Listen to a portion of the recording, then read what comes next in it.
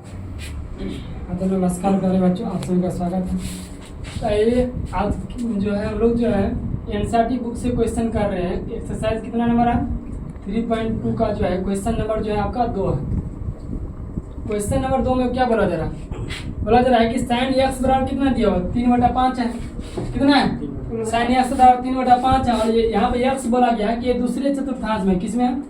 दूसरे में स्थित है। तो अंत 5 त्रिकोणमिति जो है फलन का मान पूछ रहा है और बाकी जो 5 है उसका मान पूछ रहा है निकालने के लिए। ठीक है ना? ये जो है साइन में दिया हुआ, इसके बाकी जो है उसको निकालने का हम लोग जानते हैं। यहाँ से जो है समझने की कोशिश करते हैं। ये बेसिक पर है कि यहाँ जो है 360 डिग्री होता है। एक बार जो है परिक्रमा करेंगे तो और यहाँ पे 0 डिग्री बनेगा। इसका ये 90 डिग्री आपका हो गया, ये जो है 180 डिग्री हो गया और ये आपका 270 डिग्री हो गया। यहाँ पर जो है ये पहला पाद हो गया, ये दूसरा हो गया, ये क्या हो गया? तीसरा हो गया, ये चौथा पाद हो गया। ठीक है, ये बोला जा रहा है दूसरा में क्या होता है? बोलिए। दूसरा में जो सिर्फ जो है साइन ये और उसका व्युत्क्रम क्या होता है? कौशिक। क्या होता? कौशिक। साइन द्वितीय पाद में जो है, दूसरा पाद में क्या होगा? साइन ये और कौशिक ये जो है का मान धनात्मक होता है। क्या होता है? धनात्मक होता है। क्या होता है? धनात्मक होता है। बाकी सब क्या होगा? बाकी सब आपका ऋणात्मक होगा। बाकी सब इसमें क्या होगा? ऋणात्मक। हमारे पास दिया हुआ क्या दिया हुआ? साइन एक्स बराबर कितना दिया हुआ? 3/5 है। ये ना है साइन एक्स बराबर कितना दिया? 3/5 है। तो चूंकि ये 3/5 किस में है? दूसरे जो है चतुर्थांश में स्थित है। किसमें स्थित है? दूसरे चतुर्थांश में। अर्थात इसका मतलब ये हो गया कि दूसरे चतुर्थांश कहाँ से कहाँ तक होता है? बोलो। 90 डिग्री से लेकर के एक्स का वैल्यू कहाँ तक होगा? 180 डिग्री। 90 डिग्री से 180 डिग्री के बीच। इसका मतलब ये ना हुआ। दूसरे मतलब क्या होगा? 90 से लेकर के 180 के बीच में ही होगा वैल्यू। अब यहाँ से जो है साइन का पता है हमें, कॉस नहीं। तो चूंकि हम लोग जानते हैं क्या जानते हैं कि साइन स्क्वायर जो है x plus cos square x बराबर क्या होता है? 1 होता है जी। यहाँ से क्या करेंगे? हमें निकालना क्या है? Cos x. तो कॉस एक्स के निकालेंगे तो क्या हो जाएगा? बोलिए। यहाँ से जो है कॉस स्क्वायर एक्स से निकालेंगे तो क्या होगा? इसको दाएं तरफ करेंगे क्या हो जाएगा? 1 माइनस साइन स्क्वायर क्या हो जाएगा? एक्स हो जाएगा ना। फिर यहाँ से क्या करेंगे? बोलिए। कॉस एक्स बराबर क्या होगा? बोलिए।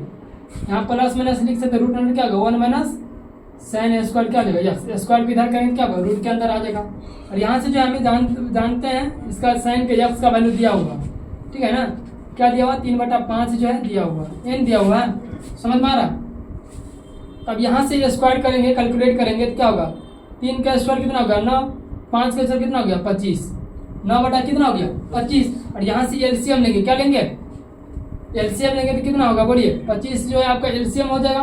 और यहाँ से जो क्या होगा? 25 माइनस क्या हो जाएगा? 9। 25 में से 9 घटाएंगे तो कितना बचेगा? बोलिए। कितना बचेगा? 25 में से 9 को घटाएंगे कितना बचेगा? 16। कितना बचेगा?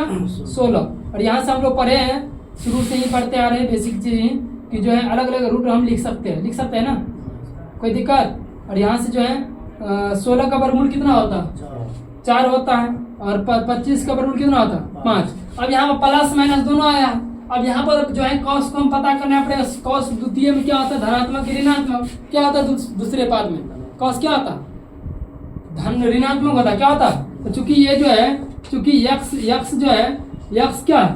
यक्स जो है दूसरे चतुर्थांश में स्थित है। किसमें में स्थित है? इसे तो क्या होगा? यहाँ पर कॉस एक्स क्या हो जाएगा? बोलो। कॉस का मान क्या हो जाएगा? ऋणात्मक। क्या हो जाएगा? ऋणात्मक होगा। क्या होगा? क्यों ऋणात्मक होगा? क्योंकि यहाँ पर जो है द्वितीय में कॉस क्या होता है? ऋणात्मक होता है। इसलिए यहाँ से क्या हो गया? इसका वैल्यू क्या निकल कर गया? इसलिए यहाँ से लिख सकते हैं कॉस एक्स बराबर क्या निकल कर गया? माइनस जो है 4 क्या आएगा? 5 होगा ना।